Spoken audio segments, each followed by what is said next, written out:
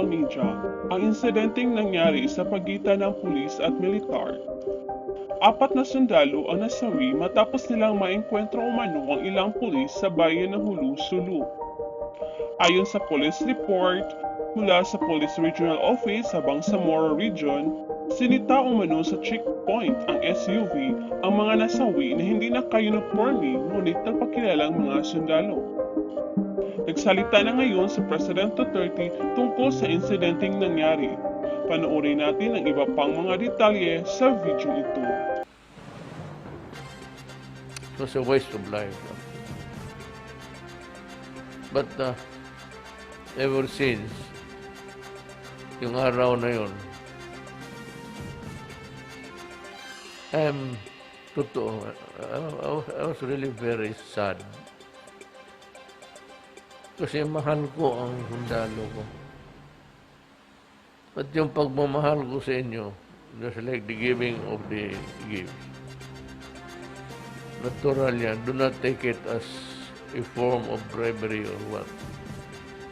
Anyway, you must remember that government property also. It's not ours.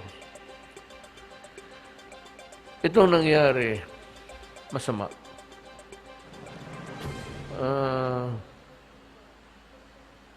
Pati ako on the sideline, nakita ko na hindi nga maganda. And it has generated so much,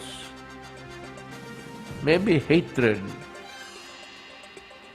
so much animosity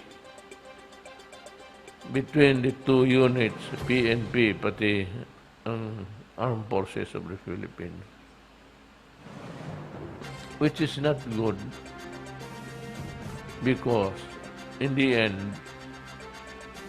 it would be the people who will bear the brunt of all this thing. Alam mo, hindi ko kayo mapigilan. Na gusto ninyong gumante, kung gusto niyo mag-risk back, then go ahead. I cannot stop you. But also, at the end of the day, just give me one answer. Did the country benefit from furthering the violence? Alam ko galit kayo. At dapat magalit talaga kayo. Ako mismo galit eh. Sa sitwasyon, sa nangyari. But I'm here to just make a simple request, a plea na yung nangyari, the best thing for us to do, which is the only way para sa atin. Saan yung NBI? Nandito? Sumama ba yung NBI?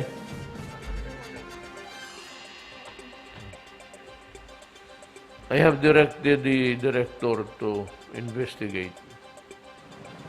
Sinabi ko sa kanya, imbestigahin mo. Search for the truth. At kung nakita na ninyo, make it public. So that everybody will understand the situation. Kasi kung hindi ninyo mahintay at ang sakit ninyo, it makes life a bit dangerous and uncomfortable ka. Kasi kayo mismo magkita dyan sa labas, masalubong mo kung saan. Baka ipauna ninyo yung galit ninyo, forgetting that there is a more important task to do, and that is to protect the people of the Philippines. Let us not lose sight of that reality. Alam ko na talagang gusto mong umupak rin eh. Pero at the end of the day, I will ask you simply, what good did it do for all of us and for our country? Alam mo, sabi ko, hindi talaga maiwasan to. I remember may 4 na pulis na napatay ng army in a misencounter talaga. Misencounter. And so there were so much recriminations from different units that I was also bothered. I was looking for a way how to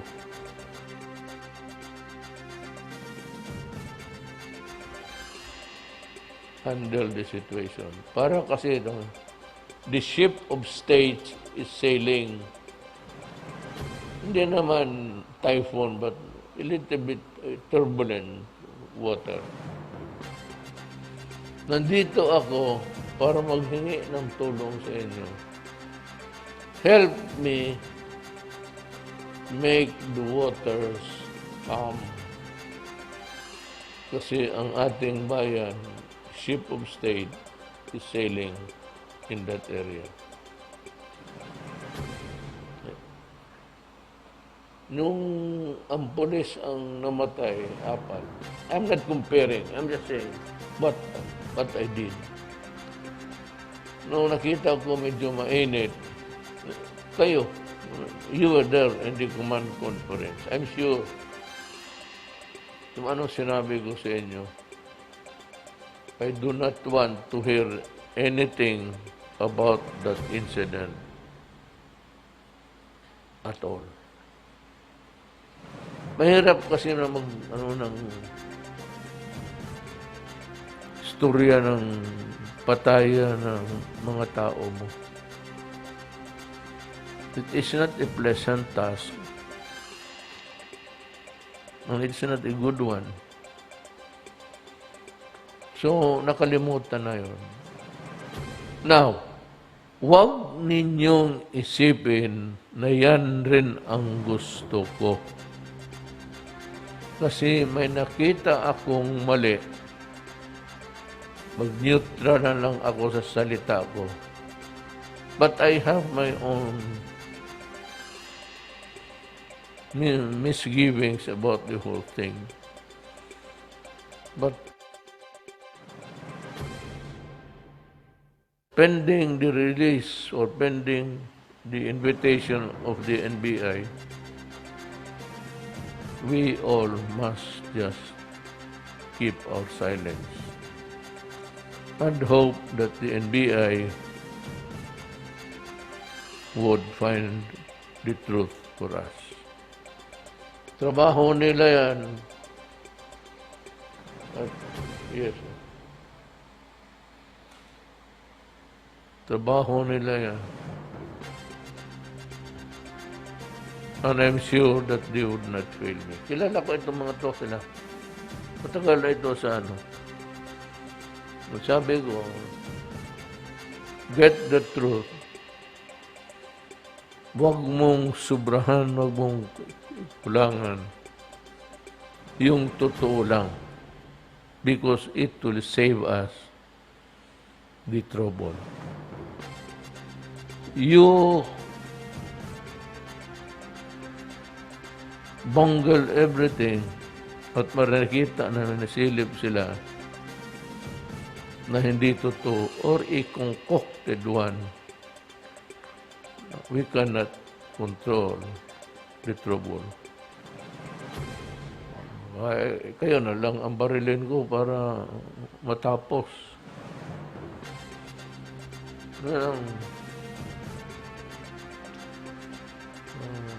pumunta ako dito, hihingi ako ng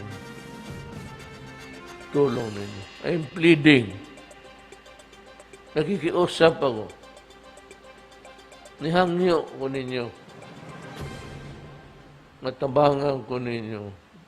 Pagpakalma. To keep the waters in the meantime calm, and we wait for the result of the investigation. Yan ang pinuntahan ko dito. Kasi mahal ko ang sundalo ko. Mahal ko rin ang pulis ko. Puro nagatrabaho. And at the end of the day, baski anong desisyon dito sa baba, pag sinabi ko na wag na muna, do not, nasusunod. Ako ang nasusunod. Kaya I feel so responsible sa mga pulis ko pati sa mga militar. So there is now this raging feeling of maybe hate. It could be hate, which is a dangerous thing really to nurture. It does not do any good because there's the investigation, and I'm giving you my word of honor that the investigation will proceed to find out the truth, unfettered, unbridled by anybody except yung sa trabaho. Walang makialam. At yung totoo lang. Yun ang maasahan niyo. At kung sino man ang may kasalanan, then he has to pay for it. What I'm saying is, we're trying to figure out how we can, in the meantime, do something to give you the assurance that justice will be done. So I'm giving it to you, I said, as a word of honor of a president. Now I will find out the truth from the investigator. And I hope that it would satisfy all. Wala namang iba. You want to take revenge for what? Gusto mo rin pumatay ng pulis. For what? Would it make the 4 officers come back to life? At yung mga pulis, kung may kasalanan,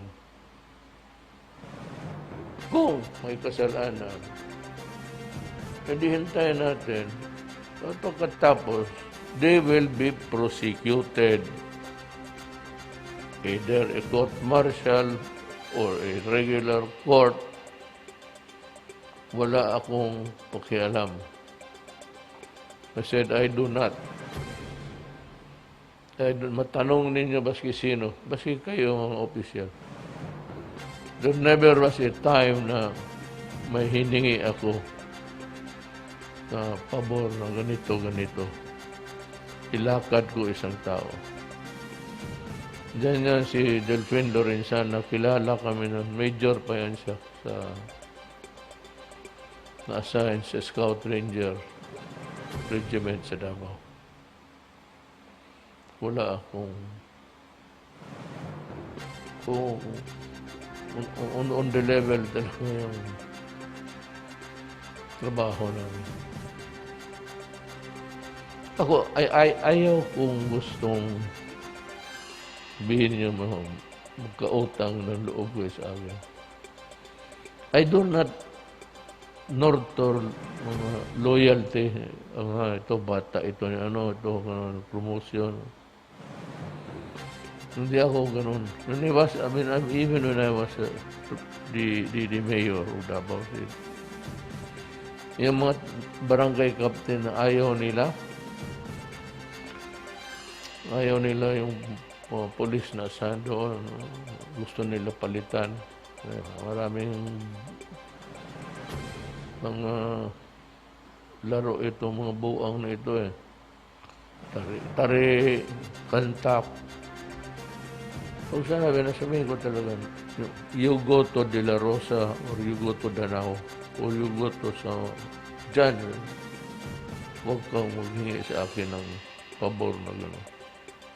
I do not. At least ako, alam nila. Ngayon, ang masabi ko lang sa inyo is, gusto ko talagang maimbestiga ito. At gusto ko lumabas ang totoo. At gusto ko yung may kasalanan will have to face the consequences. Ganoon na lang ang tingin ko sa inyo. I'll tell you, hindi niyo alam yan. Hindi niyo alam to. But, I was the only candidate na of the so many things sa kampanya kung anong madaldal mo. Ako lang yung tumingin sa kanto. Dinanaanan namin sa kampanya. Kita ko, ito pala sila. How about them? Alam mo, I promise to double your salary, police, pati sundalo. And I did it. But you should know the story behind. Sabay yun sa train law sa Department of Finance kay Dominguez. So ako naman, I was insisting on the money intended to increase your salary.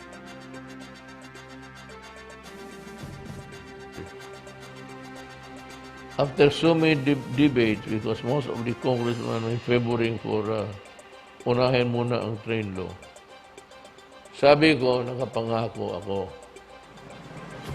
na kung hindi ninyo mabigyan ang sundalo, tanungin mo yan sila. Lahat, alam nila dito sa itaas. Delphin, Senator Subiri and Senator Gordon. Sinabi ko, kung hindi ninyo masali ang increases ng police pati militar, I will resign. I will pack my things and go home to Davao to retire. Adre, hindi ako atat maging presidente. I am a disposable president because that is yung dapat ang. Kasi kung ayaw ninyo, kung galit kayo, pwede tanggalin ninyo, magkudita kayo. Kaya sa akin, hindi na kailangan magdala pa ng isang M16. Pupuntahin mo lang na niyang mga military commander at police. At sabihin nila, ayaw ka na namin. Baski hindi pa ako tapos sa termino ko. Sabi ko, sige, okay. No problem. Di ba, in the conference natin minsan, command conference, nagtampo ako sa isang general dahil yung medisina para sa sundalo nawala. So, nung sinabi ni Delvin, may problema tayo. So, I fired. Alisin mo yan. Alisin mo yan at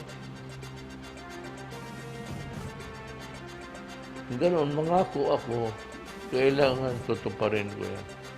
and I stand by my word. Yung mga ganon na sundalo, lahat na hiningi, not because na nakikiusap ako ngayon para sumunod kayo sa akin, no. I leave it to your individual conscience tonight. When I leave, think for yourself. Do not think what I have talked to you about. Hindi ako nang ano. Pero sundalo, lahat ng hiningi ninyo sa ospital, baskisan, binigay ko. Meron kayong 50 million a month dyan sa ospital niyo. Yung namang 50 million sa Viluna, doon sa AAP Hospital. Buwan-buwan yan. Nandyan yan. So there will never be a time na sabihin nila na ubusan kami ng medisina kasi nandyan yung 50 million a month. Sabi ko sa kanila, huwag ninyong luin yan kasi para sa sundalo yan. Oras marinig ako na may sundalo nag-complain na walang medisina, ay putang ina. Magkaletse-letse tayo. Gano'n na lang. You know, because my father was once a governor, so I have a lot of establish a good rapport with military and police officers. Yun ang, kaya ako nag-cultivate ng magandang. Pero hindi yan sabihin mo para pakapan ninyo ako, baski nag-corrupt na ako, pakapan ninyo ako. Bahala kayo, isipin ninyo mabuti. Pag yun ang pinakamabuti ninyo, sabihin niyo sa akin. Kasi pag ayaw na ninyo sa akin, alis ako. At yung sweldo ninyo ngayon, nag-away kami. Ayan, si Senator Bongo. Siya yung go-between. Tawagan sila. Sabi ko kay Gordon, pati kay Subere, pag hindi ninyo palusutin yung double the salary sa sundalo pati pulis, magre-resign ako ngayon. Wala mo na masyado akong bagay na dinala dyan sa aking bahay. Balot ako, uwi ako ng Davao. Yan na lang ang just to impress upon you that the person you are talking to you now, may pagtingin sa iyo na pagmamahal sa inyo. And that kung sabihin ko, Adre, hindi ito arigluhin. Imbestigahin natin, hayaan natin ang NBI, pagkatapos niyan, kung sinong may kasalanan, pakulong. Hindi ako nag At sinasabi ko lang yan so that you will know the sincerity in me. Kasi hindi nyo alam yung mga yun eh. Hindi nyo alam na I really provided everything. Provided you in your building. Lahat ng kailangan ninyo, yung barrack to hasten the healing, nandyan na sa inyo, binigay ko. Ang hinihinik ko na lang, yung understanding ninyo sa nangyari.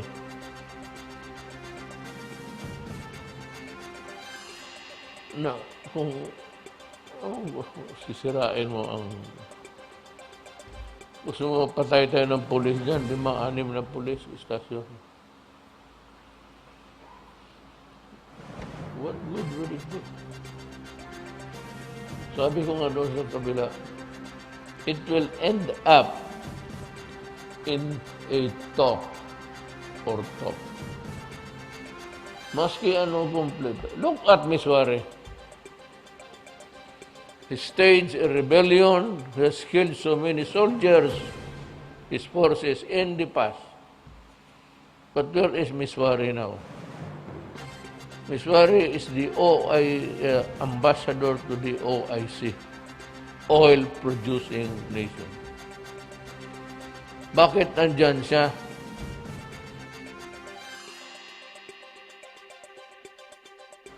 Well, that's the reality of it all. May mga kalaban ka na hindi mo pwedeng patayin kasi gamitin mo pa. You would need him. So we need the police dyan sa labas because you take care of insurgency and the more serious problems of the country involving law and order. Itong mga police na ito, they have a purpose there. And we need them. The Republic of the Philippines need them. Kayo, yun ang katulong ninyo. Kasi pag may gulo na, kung wala ng iba, army na. But yung frontliner sa labas, dealing with the civilian population, police. May mga gago na police, sigurado yan. May mga gago rin na sundalo. So, kaya I am not ready to condemn anybody. Except that we should give time to the NBI to finish they have started and they are at it now. Hayaan na natin because sabi ko, kilala ko itong mga to. Mga mahusay ito. At sincere.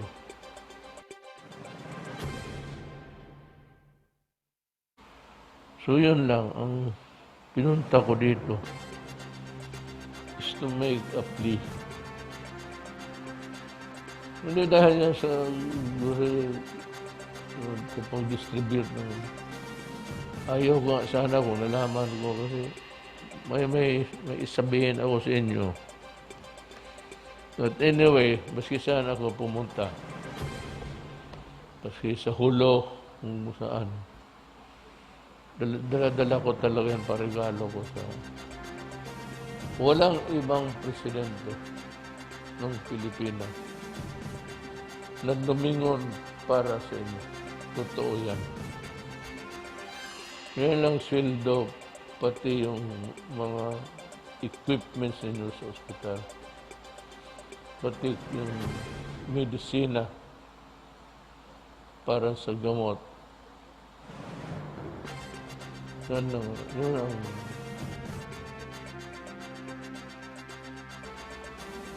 and it's not because na magpapalakas ako. Bakit ako magpapalakas sa trabaho mo natin to? In the same manner that the police would also need you. They cannot handle the insurgency problem. So we need the armed forces of the Philippines to keep the integrity of this republic so that the people will be protected. Ang tao talaga kawawa man. It's the last, lalo na. Totoo yung sinasabi ng mga aktivista.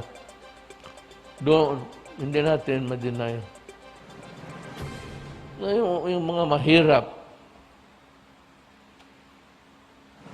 Kaya ako, sampu lang. Kaya ako pumutok ako. Nakita ko yung mga babae nakaupo sa pavement. Tapos dami ko babasa ko. Naghihintay ng walang Putang ina. You better solve that problem. Give them shelter and give them food. At binigay ko kay General Anyo. Hindi ba kayo nagtaka? Nasabihin ninyo ng palakas ako sa militar. Tingnan mo yung cabinet ko. Kalahati, puro retired general. Kalahati ng cabinet member. Predominantly dyan. Ang Bisaya dyan, 2 na lang. Si Briones pati ako. Karamihan sundalo, sila Delphin. May pinauwi ko si Delphin nung presidente ako. Kasi kilala ko nga. Hindi ko tulungan mo ako. Nauna talaga kayo. But, as we try to journey this life, ikaw as a soldier, a very dangerous job. But for the order, for the nation, for the people, para sa kanila, hindi natin, how can you turn your back sa tao? The huge mass of almost 110 million. Yung pinaprotect natin. Wala masyadong time pera. But we try. We try to make people happy.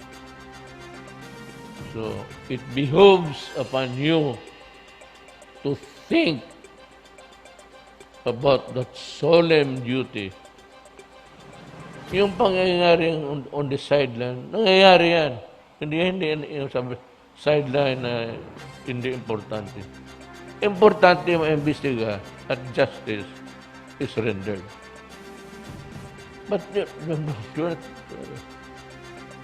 wala ninyo hatred kasi it has no place sa atin.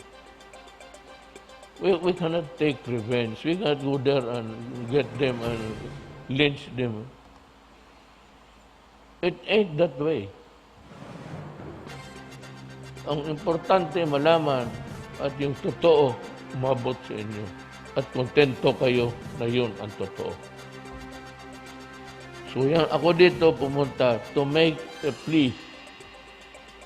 I'm pleading for your understanding.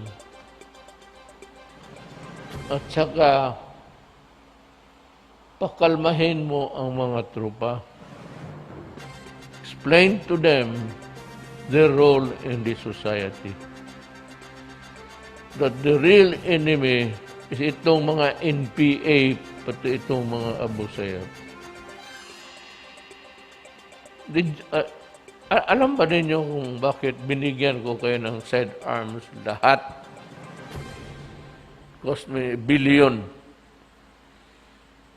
Binigyan ko kayo ng sidearms ang lahat ng sundalo. Alam mo bakit? Masama pakinggan. But if you do not agree with me, just forget it. You can do what you want. Sabi ko, ito ibigay ko sa iyo. Hindi ko nasabi sa lahat yan. Ito, bigyan ko kayo ng armas. May 3 magasin yan. Puno ng bala. Pag naubos ng bala sa M16 mo, maghantuhan si paana kaya suntukan dyan, meron kang mabunot. 3 magasin yan. Nakadeploy yung isa. Pag naubos yung isa, bumunot ka pa ng isang magasin.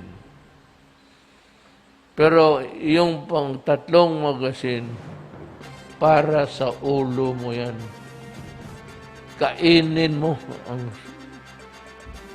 baril mo. Mas sa akin, mas mabuti na lang yan that you committed suicide rather than for me to see my soldier na capture tapos binaboy dyan sa kampo kung ano-anong pinaggagawa. You are treated there as an animal, a dog. Then at the end of the day, i-display yung mukha mo, ilagay sa video, tapos lugdugin. Sabi ko, huwag ka magpahuli ng buhay. Kaya yan, 45. Ngayon, 45, pag may nakita ka na kinain, paubusan na yun ng bala, upo. I would rather that I would prefer ayaw kong makita ang sundalo ko na ginagulgol yung ulo. Mamamatay ako. Na gusto ko rin magwala. Sino man ang lang-alang ako pumunta doon. Gusto ko rin gumanti. Pero as always, I am not the one in charge of that. I am not a police. I am not a military man. So yun lang po. Hindi na ako magtagal. Ikiusap lang ako sa inyo. Pakalmahin lang ninyo yung trupa. Explain to them na wala talaga tayong makuha kung mag-init yung ulo mo. We will destroy the country. In a way, it will cause a fracture in the relation of both army and... Yung may kasalanan, ikukulong natin. Yan yung NBI. Yun lang. Try to help calm the waters. We're sailing in a very almost lansa pa. Huwag natin hayaan na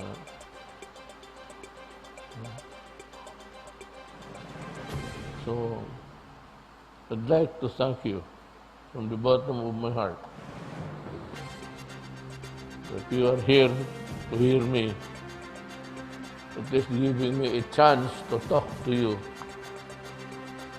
and pleading that we solve it the way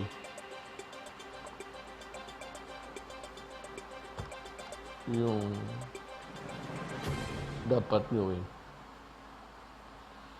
Maraming salamat sa pagdalo niyo dito.